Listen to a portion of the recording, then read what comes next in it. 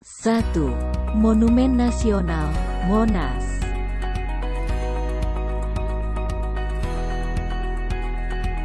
Bisa dibilang, Monumen Nasional menjadi Eiffelnya Jakarta. Setuju, Monumen Nasional atau yang biasa kita singkat dengan Monas ini sudah sejak lama menjadi landmark kota Jakarta. Sehingga menjadi pusat perhatian pula bagi turis wisatawan yang berkunjung ke Jakarta.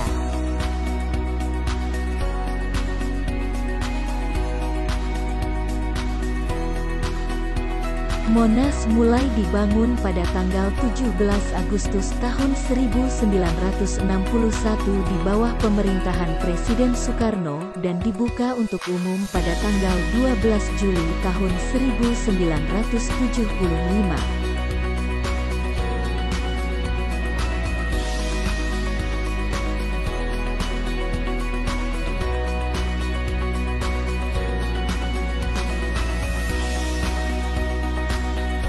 Tugu setinggi 132 meter ini didirikan untuk mengenang perlawanan dan perjuangan rakyat Indonesia dalam merebut kemerdekaan dari penjajah Belanda. Tugu ini dimahkotai lidah api yang dilapisi lembaran emas yang melambangkan semangat perjuangan yang menyala-nyala. Sedangkan untuk tugunya sendiri, ide desainnya diambil dari Linggayoni yang merupakan simbol kesuburan menurut budaya Jawa dan agama Hindu.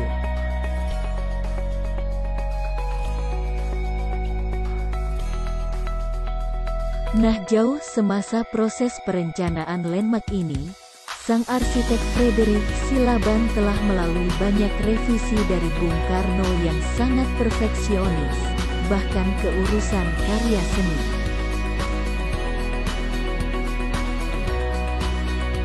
Hingga akhirnya Bung Karno menunjuk R.M. Soedarsono untuk menyempurnakan rancangan awal dan merealisasikan berbagai ide yang diinginkan Bung Karno.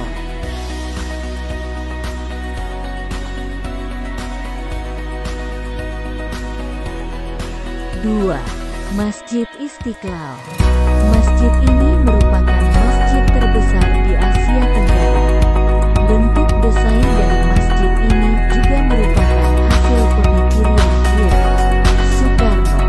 Meski dibuat oleh desainer arsitektur lain, yaitu Frederick Silaban, Masjid Istiqlal dibangun pada tanggal 24 Agustus tahun 1951 dengan rancangan masjid yang teramat luas dan megah, bahkan mampu menampung hingga lebih dari 200.000 jamaah.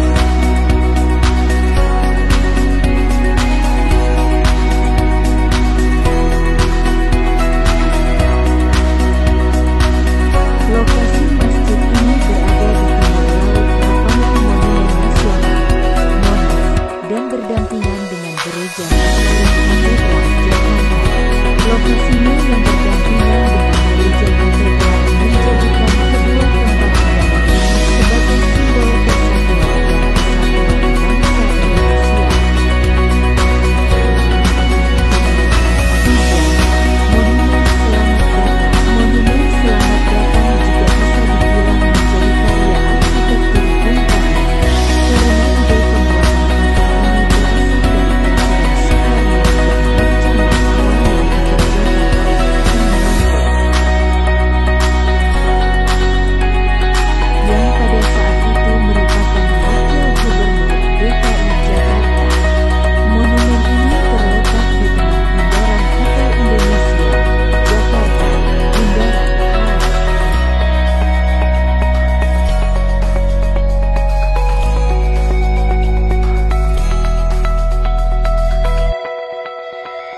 Monumen ini berupa patung sepasang manusia yang sedang menggenggam bunga dengan melambaikan tangannya.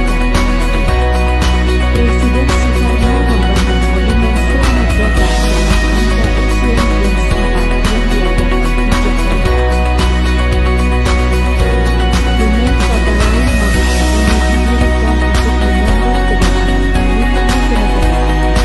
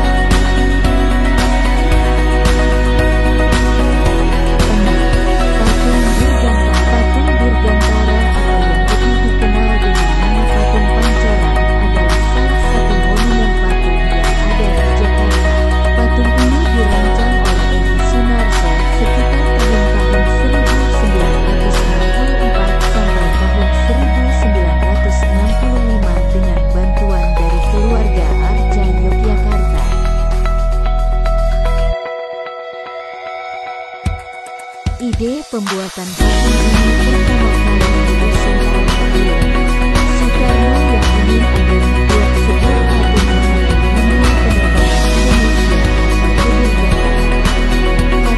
penerbangan Indonesia atau kedirgantara.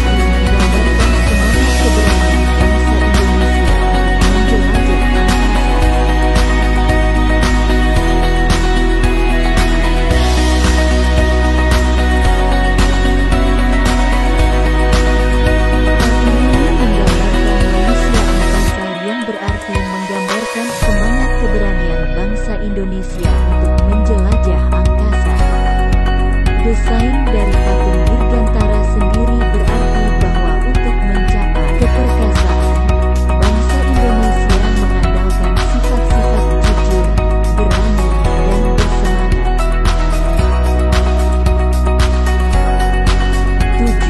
Stadion Utama Gelora Bung Karno. Sesuai dengan namanya, tentu saja stadion olahraga terbesar di Jakarta ini merupakan hasil ide karya arsitektur Bung Karno.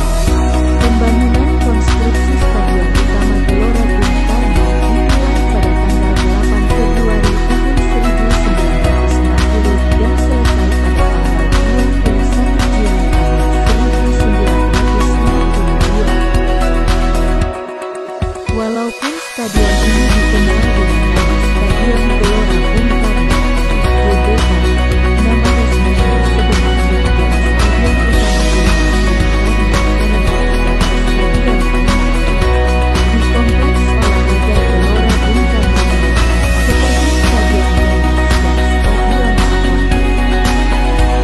Fitur khusus dari stadion ini adalah konstruksi atap baja besar yang membentuk cincin raksasa yang disebut pemutiran.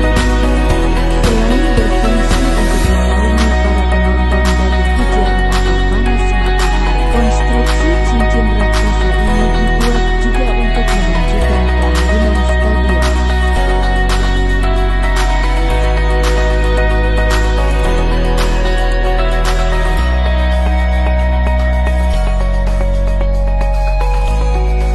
8. Gedung DPR, MPR, CONEFO. Pembangunan gedung ini berlangsung